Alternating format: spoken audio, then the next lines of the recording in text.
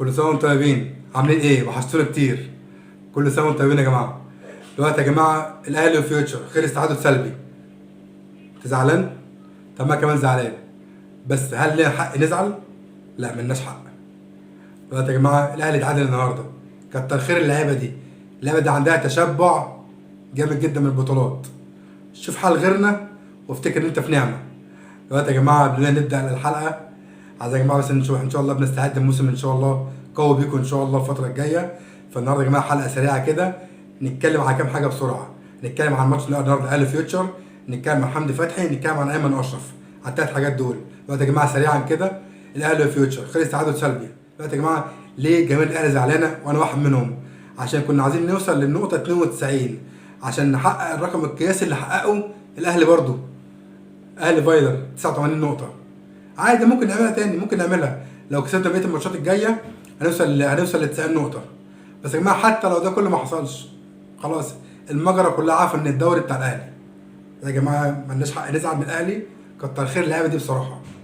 بس كمان يا جماعه الاهم دلوقتي نتكلم في نقطتين. النقطه الاولى حمدي فتحي، النقطه الثانيه ايمن اشرف. زي ما بدانا يا جماعه قلنا نتكلم في ثلاث حاجات. فيوتشر خلاص خلصناه، خلاص يا جماعه كتر خير اللعيبه دي. النقطة التانية الأهم بقى غياب حمدي فتحي، ده فعلا اللي هيأثر جدا على الأهلي الفترة اللي جاية، وبانت جدا النهاردة. ولازم جدو كولر يخلي باله من النقطة دي. دلوقتي يا جماعة كولر بيلعب ازاي؟ زي ما احنا متعودين 4-3-2-1. مين الأربعة؟ منعم وياسر معلول هاني وهاني. مروان 6، ديانج وحمدي 2-8. وطبعا الشحات وبيرستاو وكهربا. دلوقتي لما حمدي فتحي غاب دلوقتي النهارده في ماتش فيوتشر كان عايز يعوضه بمين؟ بالقندوسي.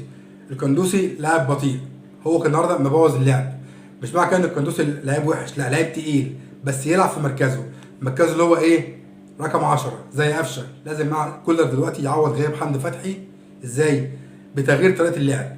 بدل ما هي 4-3-2-1 يلعب ب 4-2-3-1 ويعتمد على قفشه، يحاول يفوق قفشه تاني، ويبقى البديل لقفشه القندوسي.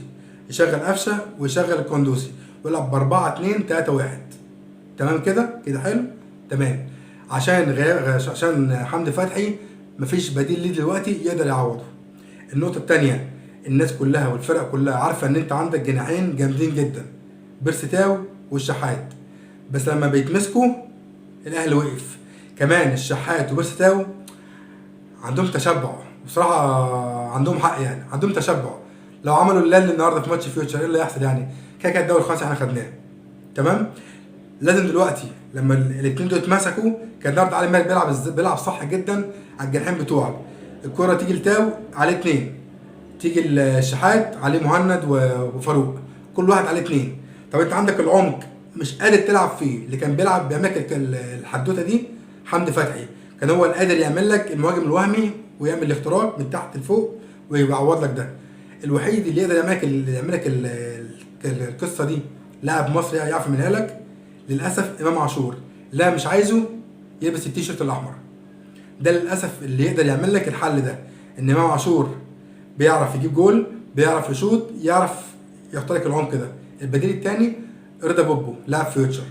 غير كده مش هتعرف تعوض غياب حمدي فتحي. وكان الافضل من ده كله ان حمدي فتحي يقعد. حلو كده القصه خلصانه. لازم الكولر دلوقتي ماتشات الدوري الجايه لازم يشوف القصه دي، ان كل الفرق هتلعب على الجناحين وانت العمق بتاعك تعبان. والقندوسي مش 8، القندوسي لعيب كويس بس 10 مش 8. تمام كده؟ قصه حمدي فتحي كده خلاص خلصت. نخش بقى على القصه الثالثه ايمن اشرف. انا زعلان جدا ايمن اشرف مش.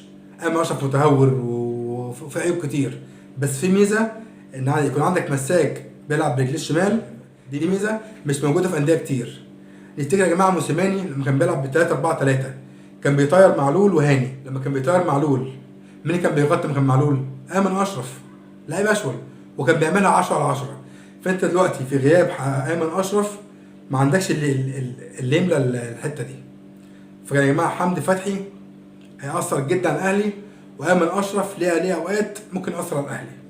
ده يا جماعه كان فيديو صغير قلنا نعايد على حضراتكم في العيد، ونقول لكم بعد ماتش فيوتشر الدنيا ماشيه ازاي. وان شاء الله باذن الله نستعد لموسم كويس وقوي يليق بيكم ان شاء الله باذن الله. شكرا يا جماعه، وكل سنه وانتم طيبين.